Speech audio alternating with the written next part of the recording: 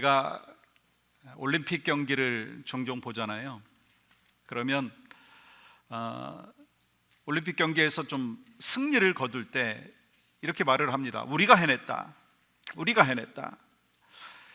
근데 사실 생각해 보면 선수가 뛰었고 또 선수가 싸웠고 선수가 메달을 목에 걸었습니다. 근데 우리는 그 승리를 그 선수의 승리만으로 이야기하지 않습니다. 우리가 승리했다, 그렇게 말을 하죠. 여러분, 왜 그럴까요? 그 선수는요, 단지 한 개인이 아니라 한 나라를 대표하는 사람이기 때문인 것이죠. 지난 밀라노의 동계올림픽 여러분 보신 분들 계실 거예요. 최가운 선수가 바로 그런 모습을 우리에게 보여줬지 않습니까? 스노보드 결승 1차 시기에서 크게 넘어졌어요. 그래서 무릎 통증이 너무 심해가지고 더 이상 경기를 할 수 없을 정도의 상황이 되어버렸습니다. 본인도 이렇게 생각을 한 거예요. 아, 여기서 끝나는구나. 아, 여기서 모든 것이 마무리되는구나. 그러면서 눈물을 흘렸다고 합니다. 근데 이 마지막 3차 시기에서 최고의 점수를 얻게 되었잖아요. 그래서 결국 금메달을 목에 걸었습니다. 그 순간 저도 유튜브를 통해서 보았지만 정말 기쁨이더라고요.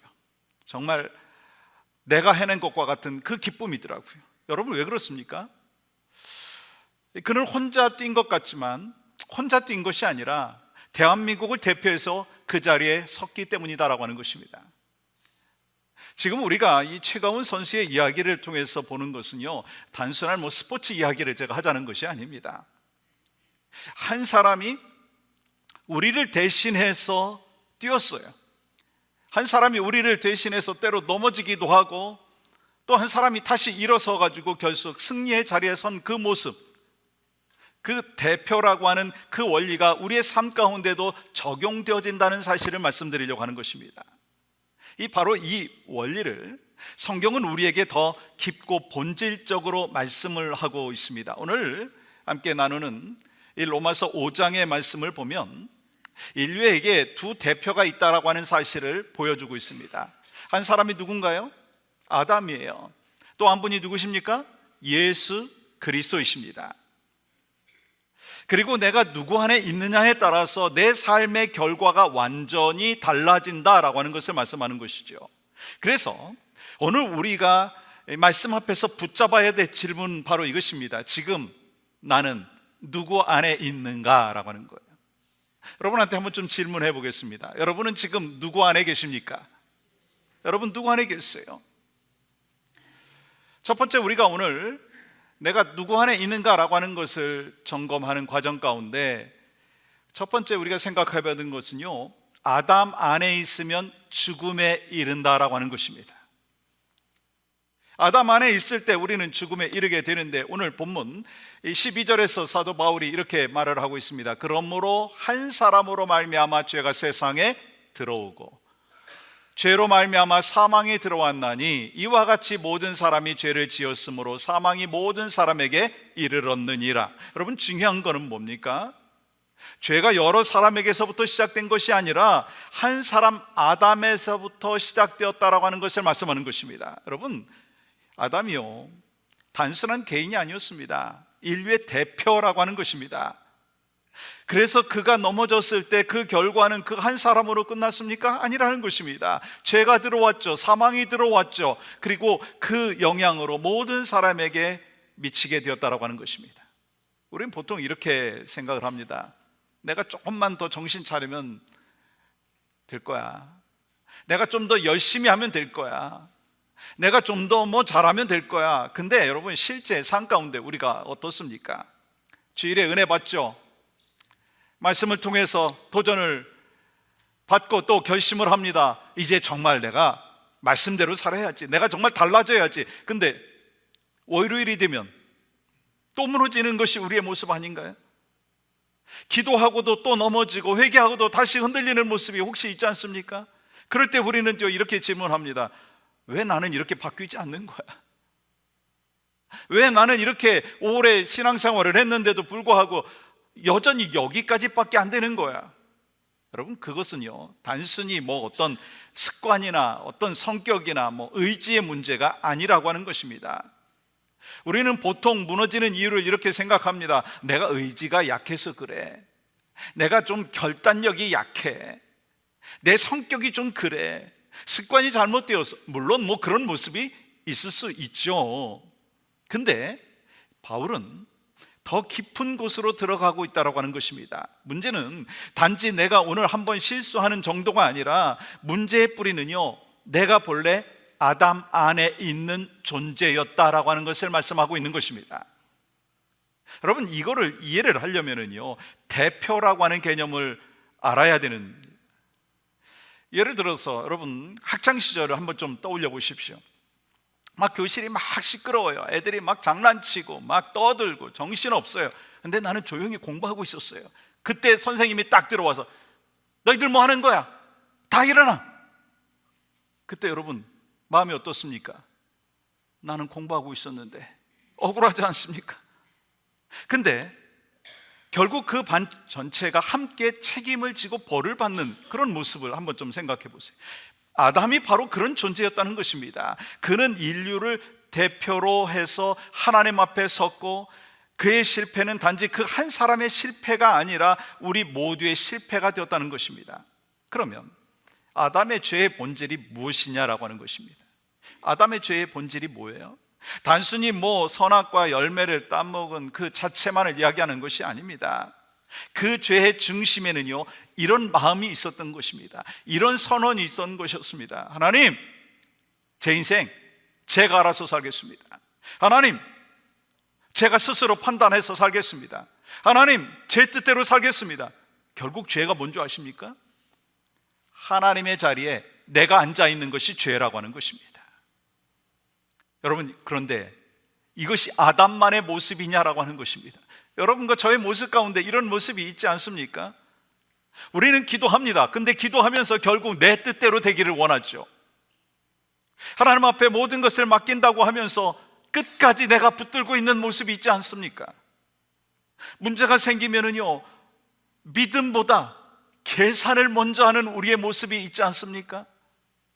상처받으면 하나님 앞에, 하나님, 이 상처 속에서 어떻게 하나님께서 치유하여 주실지 제가 기대합니다. 주님, 나를 치유하여 주시옵소서보다는 감정이 울컥하면서 화를 내는 모습이 있지 않느냐는 것입니다. 그래서 우리는 자꾸 제자리로 돌아간다는 것이죠. 예를 들어서 지금 제 손에 컵이 지금 있다고 생각을 해보세요. 보이십니까? 대답하기가 좀 곤란하세요? 보이십니까? 보인다고 하셔요. 이 컵이 있어요. 보이십니까? 컵이 있는데 이 컵이 더러워요. 근데 제가 깨끗한 물을 부었다고 해가지고 이 물이 깨끗해집니까? 탁해지죠. 더럽다라고 하는 것입니다. 우리의 마음도 마찬가지예요. 잠깐 감동을 받았다고 해서 결단을 했다고 해가지고 이 근본이 바뀌지 않는다면 우리는 다시 원래 상태로 돌아가게 되어 있다라고 하는 것입니다. 이 마가복음 10장에 보면 이 부자 청년도 그랬어요. 그는 예수님께 달려와서 무릎을 꿇고 묻습니다. 여러분 17절 말씀 보시면 이렇게 질문합니다. 선한 선생님이여, 내가 무엇을 하여야 영생을 얻으리이까? 여러분, 겉으로 보면은요 아주 경건해 보입니다. 근데 이미 한계가 있어요. 뭐예요? 내가 뭘 해야 영생을 얻습니까? 여러분, 이 질문 속에는요 구원을 행위로 해결하려고 하는 마음이 담겨져 있다고 하는 것입니다. 여러분, 우리도 자주 그렇지 않습니까? 내가 열심히 하면 되지, 내가 잘하면 되지. 근데 아담 안에 있는 사람은요 결심만으로 바뀌냐? 아니라는 것입니다. 그래서 바울은 그 결과를 뭐라고 얘기했어요? 사망이라고 했어요. 여러분, 이 사망은요 단지 육체적인 죽음만을 의미하는 것이 아닙니다. 하나님과 멀어지는 것이 바로 사망이에요. 평안을 잃어버리는 것, 또 관계가 깨지는 것, 죄책감과 공허 속에서 살아가는 것, 이것이 다 뭐의 결과인 줄 아십니까? 죄의 결과인 것입니다. 그러므로 우리가 먼저 인정해야 될 것이 있습니다. 나는 단지 의지가 약한 사람이 아니라 아담 안에 있는 존재이구나. 근데 여러분, 여기서 끝이 아니라는 것을 기억하시기 바랍니다. 오히려 여기서 복음이 시작되어진다는 것입니다. 내 힘으로는 안 됩니다. 이 고백이 패배가 아니라 은혜를 향해서 나아가는 시작점이라는 것입니다. 여러분, 십자가는요, 조금만 더 노력해봐라 라고 하는 말이 아닙니다. 십자가는요, 하나님께서 우리에게 다음과 같이 선언하는 것입니다. 너는 네 자신 구원할 수 없어. 그래서 내가 독생자 예수 그리스도를 너희에게 보냈다. 여러분, 이것이 바로 복음의 시작인 것입니다. 그러므로 우리에게 필요한 것은 무엇이냐면 더 강한 결심이 아니라는 것입니다. 아담을 대신해서 새로운 대표가 우리에게 허락되어졌는데 그분이 누군 줄 아십니까? 예수 그리스도라고 하는 거예요. 여러분과 저에게 있어서 아담을 대신할 새로운 대표가 허락되어졌는데 그분이 바로 예수 그리스도이신 것입니다. 그래서 두 번째로 생각해야 될 것은 뭐냐면 그리스도 안에 있으면 새 생명을 얻는다는 사실입니다. 우리는 한 가지 중요한 사실을 깨달았습니다. 우리가 아담 안에 있다면 결심만으로 바뀐다? 아니라는 것입니다. 결국 사망과 죄의 영향 아래 놓이게 된다는 사실입니다. 그런데 여기서 끝이 아닙니다. 여러분, 바울이요, 단순히 인간의 실패를 지금 지적하는 것이 아닙니다. 우리에게 희망과 해결책을 보여주고 있는데 바울이요, 오늘 본문 15절에서 이렇게 시작을 하고 있습니다. 그러나 저는요, 이 성경에 나오는 그러나라고 하는 것이 참 좋더라고요. 그러나. 왜냐하면 이 그러나라고 하는 그 단어는요, 이 절망을 막 이야기하다가 하나님의 개입을 보여주는 사건이 딱 나오기 때문인 거예요. 여러분, 아담으로 인해서 죄가 들어왔어요. 아담으로 인해서 사망이 들어왔어요. 정죄가 들어왔어요. 그러나 하나님은 여기서 끝내지 아니하셨다는 것입니다. 오늘 본문을 보면 아주 놀라운 반전을 보여주고 있습니다.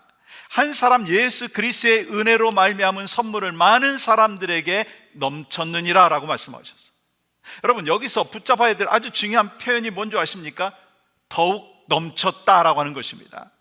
여러분, 아담이 가져온 죄보다 그리스도가 가져온 은혜가 훨씬 더 크고 넘치는 은혜였다라고 하는 것을 말씀하는 거예요. 압도했다라고 하는 것입니다. 비교할 수 없는 그 파워라고 하는 것을 말씀하는 것입니다. 여러분, 17절 말씀 보시면 이렇게 기록합니다. 한 사람의 범죄로 말미암아 사망이 그 한 사람을 통하여 온 왕노릇 하였은즉 더욱 은혜와 의의 선물을 넘치게 받는 자들은 한 분 예수 그리스도를 통하여 생명 안에서 왕노릇 하리로다. 여러분, 여기서 핵심 단어가 뭐예요? 더욱이라는 거예요. 죄가 컸어요. 실패도 컸어요. 정죄도 컸어요. 죽음의 권세도 강했습니다. 그러나 은혜는 더 크다는 거예요. 더욱더 크다는 거예요. 여러분, 이것이 바로 복음인 것을 아십니까? 여러분, 예수님은 단지 상처난 인생을 잠깐 위로해 주기 위해서 오신 분이 아니라는 것입니다. 실패한 사람을 조금 회복시켜 주시기 위해서 오신 분이 아니라는 것입니다. 예수님은요, 새로운 대표로 오신 것입니다. 아담이 무너뜨린 자리에 오셔서 인류의 머리가 되셨다라고 하는 것입니다. 아담은 불순종으로 죄와 죽음을 가져왔습니다. 그런데 예수님께서는 순종으로 의와 생명을 여러분과 저에게 허락하여 주신 줄 믿습니다. 여러분, 아담은요, 에덴에서 넘어졌잖아요. 근데 예수님께서는 광야에서도 겟세마네에서도 그리고 또 십자가에서 온전히 순종하셨어요. 여러분, 복음이라고 하는 것은요, 더 착하게 살아라 라고 하는 것이 아닙니다. 이제부터 진짜 잘해봐라 라고 하는 것도 아닙니다. 복음은 무엇이냐면 예수 그리스도 안으로 들어가는 것입니다. 저를 한번 따라해 보겠습니다. 복음은 예수 그리스도 안으로 들어가는 것입니다. 여러분, 이것이 바로 복음이에요. 예수 그리스도 안으로 들어가는 것이 구원이고 복음입니다. 여러분, 행동 몇 가지 고치는 것이 아니라 대표가 바뀌는 것입니다. 여러분, 이 복음을 가장 잘 보여주는 장면이 있죠. 여러분, 베드로 이야기를 잘 기억하실 것입니다. 베드로가 아주 자신 있게 큰 소리로 이렇게 이야기합니다. 주님, 제가 죽을지언정 주님을 절대로 부인하지 않겠습니다. 근데 결정적인 순간에 3번이나 주님을 부인했잖아요. 그날 밤 그 베드로가 자기 인생이 끝났다 그렇게 생각을 할 수 있었을 것입니다. 난 실패했다, 난 다 끝났다, 나는 더 이상 기회가 없을 거다, 완전히 무너진 마음이었을 것입니다. 그런데 여러분, 부활하신 예수님은 베드로를요 버리지 아니하셨다는 것을 아시죠? 다시 찾아오셨어요. 그리고 뭐라고 말씀하십니까? 네가 나를 사랑하느냐? 네가 나 사랑하냐? 네가 나 사랑하냐? 몇 번 물으셨어요? 3번 물으셨어요. 여러분, 그 질문은 지금 신문하는 게 아닙니다. 회복이에요. 정죄가 아닙니다. 다시 세우시는 은혜라고 하는 것입니다. 그리고 어떻게 하셨어요? 다시 사명을 맡겨주셨어요. 내 양을 먹이라. 무슨 뜻인가요? 베드로에게 있어서 삶의 모습은 실패가 있었던 것 같았지만 예수 그리스도의 은혜가 더 컸다라고 하는 거예요.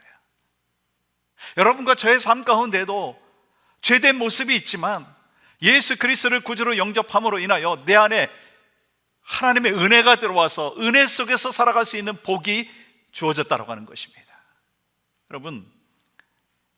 여러분이 평생 벌어도 갚을 수 없는 빚을 졌다고 한번 생각해 보세요. 100만 불, 200만 불, 1000만 불. 근데 그 빚 때문에 인생이 무너지는 것과 같은 그 마음이 있는 거예요. 근데 누군가 와가지고 이렇게 얘기하는 것입니다. 내가 당신의 빚 다 갚아주겠습니다. 그리고 실제 갚아줬어요. 그리고 새 집도 사주고 또 새 인생 살게 하고, 그리고 새로운 삶의 모습으로 살아갈 수 있도록 허락해 줬어요. 여러분, 그것이 바로 그리스도의 은혜라고 하는 것입니다.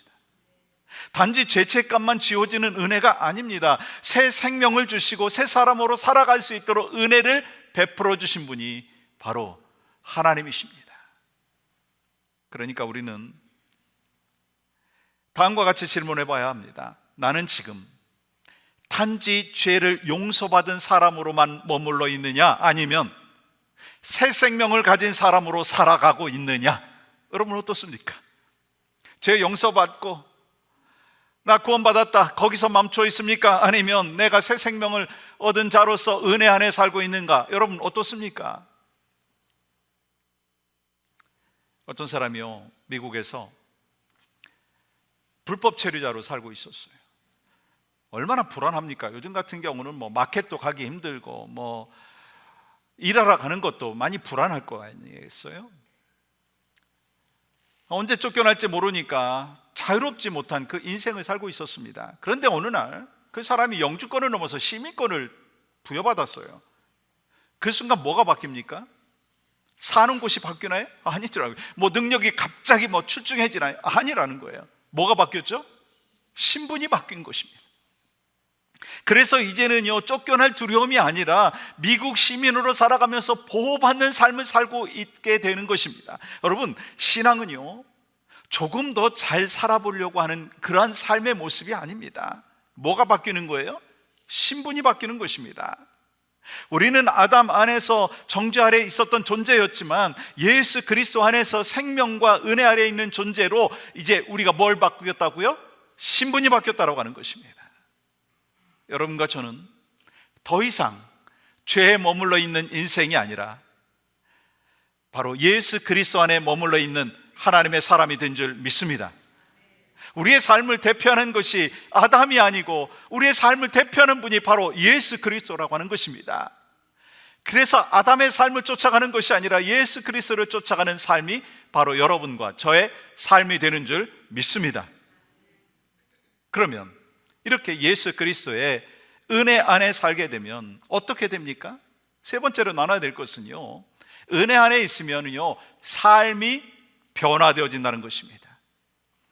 은혜 안에 있으면 삶이 변화된다는 것입니다. 오늘 본문 21절의 말씀을 보시면 복음이 우리의 삶에 가져오는 가장 놀라운 변화에 대해서 말씀하고 있는데, 함께 한 목소리로 읽어보았으면 좋겠습니다. 시작. 이는 죄가 사망 안에서 왕노릇한 것 같이 은혜도 또한 의로 말미암아 왕노릇하여 우리 주 예수 그리스도로 말미암아 영생에 이르게 하려 함이라. 여러분, 바울은 놀라운 표현을 사용하고 있습니다. 전에는, 여러분과 제가 예수 믿기 전에는 죄가 왕노릇하는 인생을 살았다는 것입니다. 그런데 이제는 예수 그리스도를 믿고 구원받은 하나님의 사람에게는 이제는 은혜가 왕노릇하는 인생이 되었다는 것입니다. 여러분과 저는 은혜가 왕노릇하는 인생으로 살아가고 있는 줄 믿습니다. 여러분, 이것이 아주 중요한 선언입니다. 여러분, 죄가 크다고 해가지고 끝이 아니라는 것입니다. 은혜는 항상 그보다 크다는 것입니다. 그리고 결론은 이것이죠. 이제는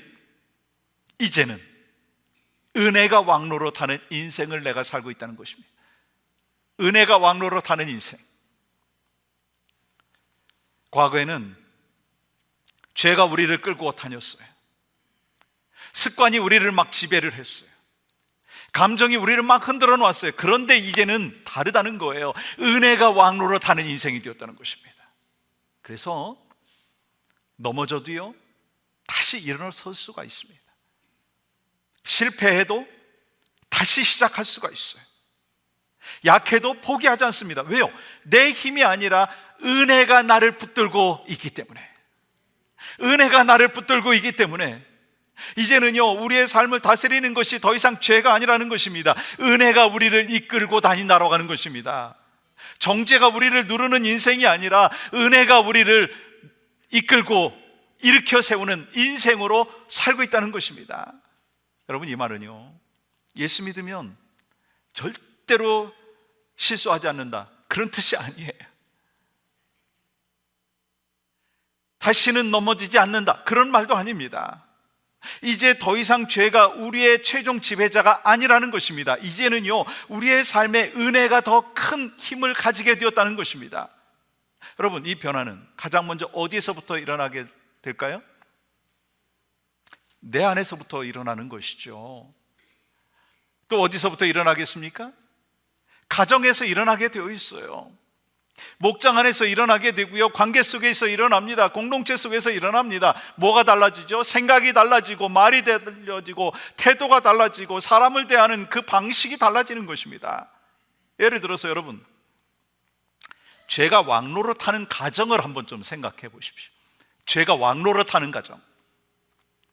가족이 함께 모이면 서로를 살리는 말보다는요, 서로를 정죄하는 말이 앞서게 될 것입니다. 당신 왜 또 그랬어? 너 왜 그 모양이야? 도대체 언제 바뀔 거야? 겉으로는요, 신앙의 모습이 있는 것 같은데 실제로는요, 죄가 다스립니다. 서로를 세우지 못하고 서로를 막 누르면서 그 집의 분위기가요, 어떻게 되겠습니까? 막 꽉 막힌 그 분위기일 거예요. 집이요, 들어가면 쉼의 자리가 아니라 심판의 자리가 될 것입니다. 그것이 바로 죄가 왕노릇하는 가정의 모습이에요. 그러면 은혜가 왕노릇하는 가정은 어떨까요? 여러분, 은혜가 왕노릇하는 가정은 어떻습니까? 잘못이 없다는 말이 아닙니다. 죄를 가볍게 여긴다라고 하는 말도 아닙니다. 은혜가 왕노릇하는 가정은요, 언어가 바뀌고 태도가 바뀌는 것입니다. 괜찮아, 우리 다시 주님 앞에 나가면 돼. 나도 부족해. 당신이 미안하다고 했는데 사실은 내가 더 미안해. 우리 같이 기도합시다. 우리 다시 한번 시작해 봅시다. 똑같이 실수가 있었는데도 말이 다르고 태도가 다르고 결과가 다르다는 거예요. 왜 그렇습니까? 그 가정 안에는요, 죄가 왕노릇하는 것이 아니라 은혜가 왕노릇하기 때문에. 그러한 가정이 바로 여러분과 저의 가정이 되기를 간절히 소망합니다. 교회도 마찬가지예요. 죄가 왕노릇하는 교회는요, 자꾸 평가합니다. 뭐 이러쿵 저러쿵, 뒤에서 뭐 335만 모여가지고 뒷담화를 합니다. 상처가 얼마나 많겠어요. 실수한 사람을 오래오래 기억합니다. 넘어진 사람에게 다시 기회를 주지 않습니다. 그러나 은혜가 왕노릇하는 교회, 은혜가 다스리는 교회는 다르다는 거예요. 사람을 살려줍니다. 기다려주고요, 기도해줍니다. 다시 일어날 그 힘을 서로 이렇게 독려하면서 함께 더불어서 간다라고 하는 것입니다. 왜 그렇죠? 왜 그럴까요? 나도 은혜 아니면 살아갈 수 없는 존재라고 하는 것을 이미 깨달았기 때문에, 은혜 아니면 살아갈 수 없는 존재라고 하는 것을 깨달았기 때문에 내가 은혜로 그 상대방에게 다가가는 거예요. 그것이 바로 은혜가 왕노릇하는 그 교회의 삶의 모습, 성도의 모습이라고 하는 것입니다. 나도 용서받은 죄인이라고 하는 사실을 알기 때문에 또한 내가 용서해 준다라고 하는 것입니다. 정말 나 같은 죄인을 살리신 은혜는 하나님이 아니면 주실 수 없는데, 그 은혜를 내가 받았으니 나도 그 은혜를 함께 나눠야 되겠다라고 하는 그 마음을 갖고 살아가는 것이죠. 그것이 바로 교회 공동체 안에서, 가정 공동체 안에서 죄가 왕노릇하는 것이 아니라 은혜가 왕노릇하는 복된 모습인 줄 믿습니다. 여러분, 진짜 은혜는요, 진짜 은혜는 뭔지 아세요? 사람을 바꾸는 능력이 있습니다. 억지로 바뀌는 것이 아니라 속에서부터 변화가 일어난다는 것입니다.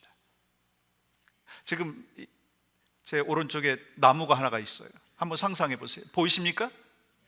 네, 감사합니다. 그렇게 또 장단을 맞춰주시니까 감사해요. 이 나무가 있는데 이 나무가 어떤 나무인지 잘 몰라요. 근데 사과를 한번 걸어봤어요. 그러면 이 나무가 사과나무가 됩니까? 아니죠. 뿌리부터 바뀌어야지 사과나무가 되는 것입니다. 여러분, 신앙도 마찬가지예요. 행동을 억지로 바꾸는 것이 아닙니다. 우리가 막 이렇게 해야 되겠다, 율법적으로 막 이렇게 해야 되겠다라고 해가지고 바뀌는 거 아니에요. 결심은 하지만 금방 무너집니다. 근데 은혜가 흐르면 삶이 바뀌는 줄 믿습니다. 그래서 중요한 게 뭔지 아세요? 내가 얼마나 노력하느냐라고 하는 것이 중요한 게 아니에요. 내가 은혜 안에 머물고 있느냐라고 하는 것이 중요한 것입니다. 주님께 붙어 있을 때, 은혜가 흐를 때 그 은혜가 우리의 생각을 바꾸고 우리의 삶의 그 언어를 바꾸고 태도를 바꾸고, 그리고 또한 사람을 대하는 방식이 바뀐다는 것입니다. 여러분, 은혜가 다스리면 어떤 일이 일어납니까? 환경이 갑자기 다 바뀌는 것이 아니더라고요. 사람이 하루아침에 완벽해지는 것도 아닙니다. 그런데 뭐가 바뀌어요? 생각이 바뀌어요. 보는 눈이 바뀌어요. 그리고 또한 삶의 태도가 바뀌어요. 똑같은 가정인데도 다르게 봅니다. 똑같은 사람인데도요 다르게 보고요, 똑같은 교회인데도 다르게 봅니다. 불평하던 자리에서 감사의 자리로 바뀌는 것입니다. 판단하던 자리에서 긍휼의 자리로 바뀌는 것이고, 정죄의 자리에서 사랑의 자리로 바뀌는 것입니다. 이것이 바로 은혜가 왕노릇하는 가정의 삶, 은혜가 왕노릇하는 성도의 삶, 은혜가 왕노릇하는 교회의 모습인 줄 믿습니다. 사랑하는 여러분, 예수님께서 내 인생의 대표가 되셨다라고 하는 거는요, 뭐 성경 지식이 많아진 것이 아니에요. 오너십 체인지가 됐다는 것입니다. 삶의 주인이 바뀌었다는 것입니다. 여러분, 삶의 주인이 바뀌면 어떻습니까? 말이 바뀌죠. 태도가 바뀌어요. 관계가 달라집니다. 공동체가 달라지는 모습을 볼 수 있습니다. 전에는 죄가 지배하던 자리에 이제는 은혜가 다스린다라고 하는 것입니다. 전에는 내가 뭐 옳고 그러냐라고 하는 것에 대하여 정말 초집중을 했다면, 그것이 그렇게 중요했다면, 이제는요 어떻게 살아갈 것인가라고 하는 것이 더 중요한 것입니다. 전에는 상대방을 막 바꾸려고 힘쓰고 애썼지만, 이제는요 내가 은혜로 살아가면서 내가 변하고, 그리고 그 사람이 변할 수 있도록 기도하는 것이 바로 은혜 안에 살아가는 사람, 은혜가 왕노릇하는 삶의 모습인 것입니다. 그러므로 오늘 우리 자신에게도 필요한 것이 있습니다. 우리 가정에도 필요한 것이 있어요. 우리 교회에 가장 필요한 것이 있어요. 뭔지 아십니까? 더 엄격한 눈, 더 날카로운 판단력 아니라는 것입니다. 이미 주님께서 허락하신 은혜 안에 살고 은혜의 다스림 속에서 은혜가 왕노릇하는 삶의 모습이 바로 여러분과 저에게 있기를 간절히 소망합니다. 죄가 왕노릇하는 인생이 아니라 은혜가 왕노릇하는 인생으로 이번 한 주간을 살아가고, 주님 앞에 서는 그날까지 그러한 모습으로 나아갈 수 있는 은혜와 복이 바로 여러분과 저에게 있기를 간절히 소망합니다. 오늘 말씀을 정리합니다. 여러분, 우리가 붙들어야 될 질문 무엇입니까? 여러분 한번 좀 대답해 보세요. 나는 지금 누구 안에 있는가? 나는 지금 누구 안에 있는가? 아담이십니까?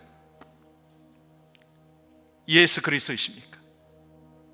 아담 안에 있으면요 결심해도 자꾸 무너져요. 왜요? 죄와 사망의 통치 아래에 있기 때문에. 그러나 예수 그리스도 안에 있으면요, 실패보다 은혜가 넘칩니다. 그리고 은혜가 다스리기 시작하면은요, 삶의 변화가 있다는 것입니다. 그래서 우리가 오늘 결단할 것은 내가 더 잘해야 되겠다, 그런 결단하지 마십시오. 안 해도 돼요. 나는 지금 예수 그리스도 안에 머물러 있다. 나는 은혜가 왕노릇하는 자의 삶을 살고 있다. 그것을 분명히 확인하고 그 주님이 주신 그 메시지를 가슴속에 새기면서 이번 한 주간, 주님, 내 대표는 아담이 아닙니다. 예수 그리스도이십니다. 그 믿음과 확신을 갖고 변화된 삶을 통해 하나님 앞에 기쁨과 영광을 올려드리는 여러분과 제가 되기를 주의 이름으로 간절히 축복합니다.